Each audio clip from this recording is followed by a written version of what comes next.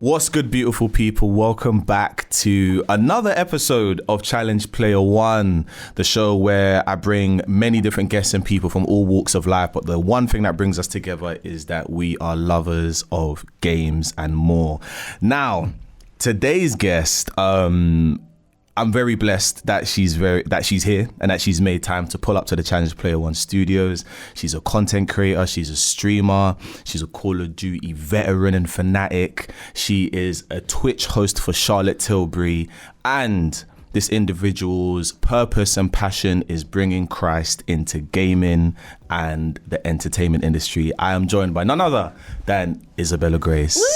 Thank you so much. I really love that bio. That was a good bio. I might have to take that. Yeah, I love it. I'm glad. How are you? Thank you so much for pulling up. I'm good, man. It was honestly crazy getting here, but nevertheless, I'm always down for a good conversation about games because I really love what you're doing in terms of like, you know, speaking about your passion for gaming and like really taking a trip back to like memory lane, you know, and bringing out that inner child. So yeah, I really love what you're doing. Thank you. Yeah. Honestly, like, I don't think I've seen anyone like yourself who puts Christ at the forefront or their faith at the forefront and merges gaming together. Now, like a lot of people that I've spoken to, even in like previous guests as well, they reference like God a lot, and a lot of them are Christians as well. But like I really appreciate how like it's very much a staple thing. Like it's there. Yeah. Like it's there at the forefront before anything else. Yeah. So talk to me about that. Like talk to me about how that came about really for you. So I think just growing up, there's this misconception that Christians just don't have fun. You know, we just go to church, we read the Bible, we pray, and all we do is just like, you know, like we're not people, you know. But I think I'm really just trying to show the Christian sphere or anyone who's gamers and they have like faith in God as well. I'm trying to show them like, hey, like you could be a gamer and love Jesus, you can love God.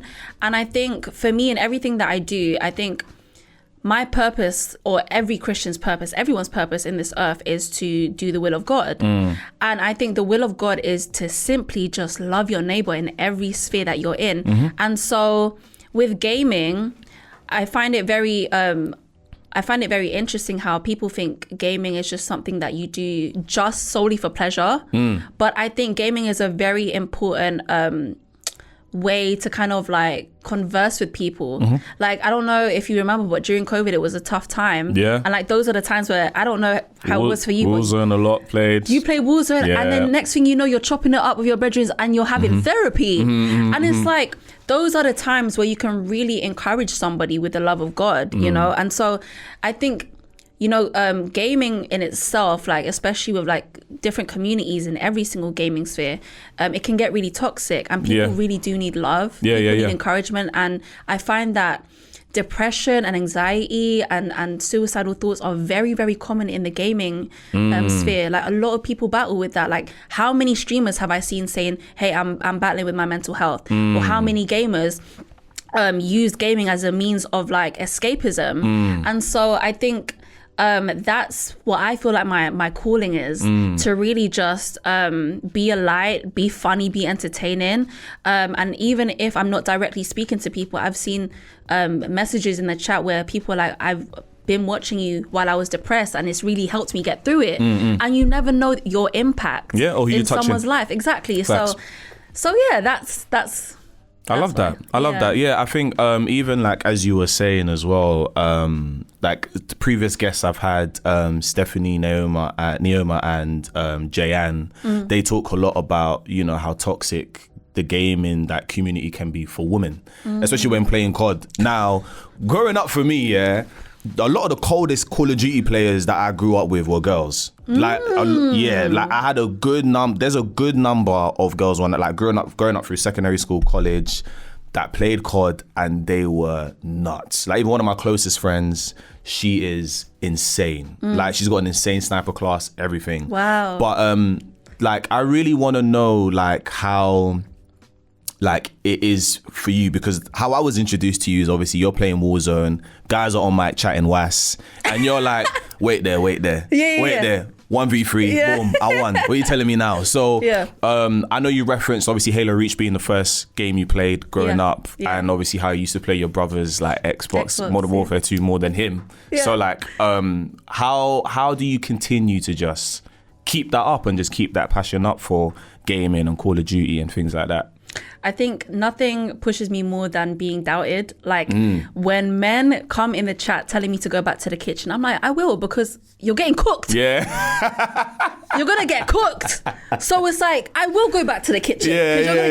So do you know what's so funny? Like a lot of people ask me, how did you get good at the game? And I always tell people, play with or against people better than you.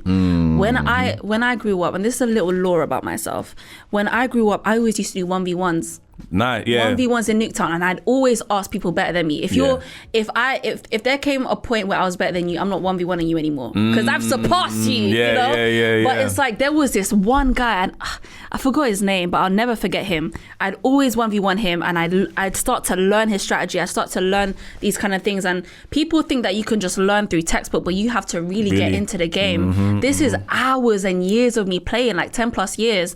And I think the one thing that's so addictive about COD is that you're always learning strategy. I love watching my clips and seeing like, oh snap, that was a sick clip. You know, it's the skill, it's the like clips that you can get from COD that have you like really gas out.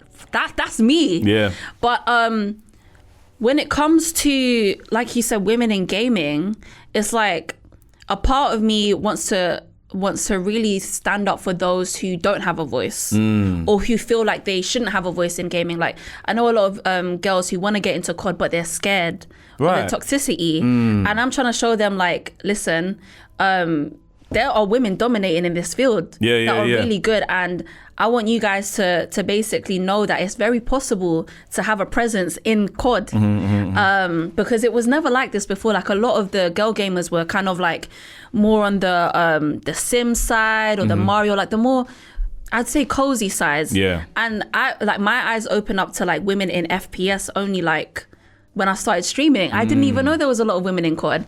So it even encourages me as someone who's been like you said, a veteran in the game. It's encouraging for me to see other women in COD. So that's what keeps me going, knowing that me being in that space will encourage somebody who wants to get into that space as well.